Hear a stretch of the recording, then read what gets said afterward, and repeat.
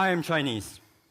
If that were the first sentence with which I introduced myself to you, I highly doubt you would take my word for it. Because I am, in fact, not Chinese. Not in the way I look, not in the way I speak, not in the way I act, or any other aspect, really. My dad always said I have the hair of an Australian surfer, and my little sister is convinced 100% that I'm Brazilian.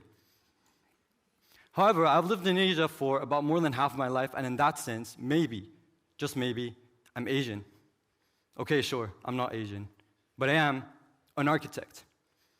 Dear Beijing, today, using my journey through architecture as an analogy, I aim to reinterpret multiculturalism among our generation as a catalyst for unity, as opposed to an obstacle to unity. Put differently, I want to redefine what our generation looks like. United, not uniform. Because although we are going towards the same goals, the same ambitions, that does not necessarily mean we come from the same places. In essence, I want you to be fearless when meeting new people. I want you to stop thinking that your social circle is limited to people who look like, think like, and speak like you, because it just isn't. I want you to make friends from all 195 countries around the world, because ironically, that is what unity looks like. The first step in our architectural journey takes us all the way back to Mexico. Mexican architecture is characterized by open spaces, wide terraces, and rich ceramic detail that envelops both the individual and the masses.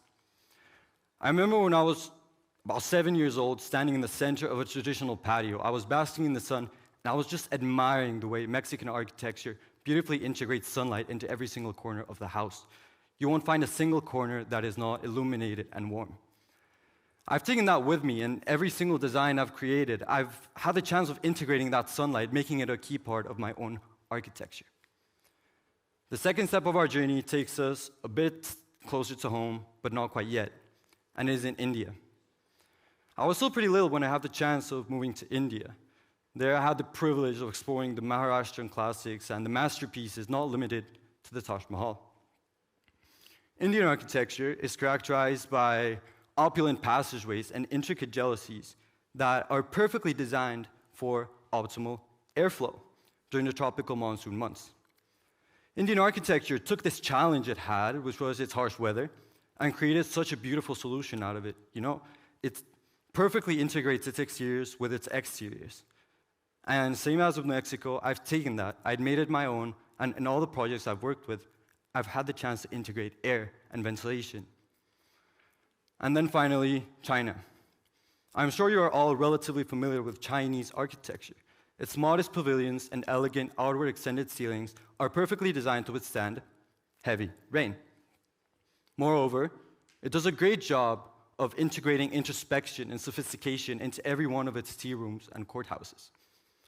And regardless of whether they are Shanghainese, Beijingese, or Chengdunese, every single day I'm discovering tiny aspects of Chinese architecture that I can guarantee you I am passionate about. And as an amateur architect and an amateur Chinese, as you might say, I can guarantee you that I am learning. Let me go off script real quick. Just yesterday in the hotel, I was admiring the cantilever fireplace, and I'm sure you don't know what that is, but I was looking at it and I thought about how the Mexican architect Barragan used a similar strategy when building their fireplaces. And I just saw the way Mexico and China, so far apart, they had similar architectural styles. They had similar solutions to different problems. Now, why am I telling you this? Unity and architecture, they don't really seem to click in. What am I trying to tell you here?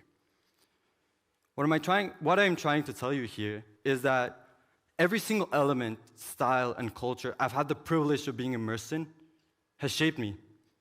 It has challenged my most basic beliefs of architecture. If it works for architecture, it works for unity. Understanding perspectives unlike your own is like stepping into the house of a culture you've never had the chance to experience before. Sure, I understand and I acknowledge that it takes time, it takes effort to adapt into lifestyles you've never had the chance to interact with before. I am not going to stand here and tell you that unity is going to be easy for our generation, because only the most ambitious of us will be able to get it. But in reality, and at the end of the day, not only are you a better person, you're a better architect. It's all about expanding your worldview, forgetting that you do not know what you simply do not know. And if you ask me, well, how do we know what we don't know?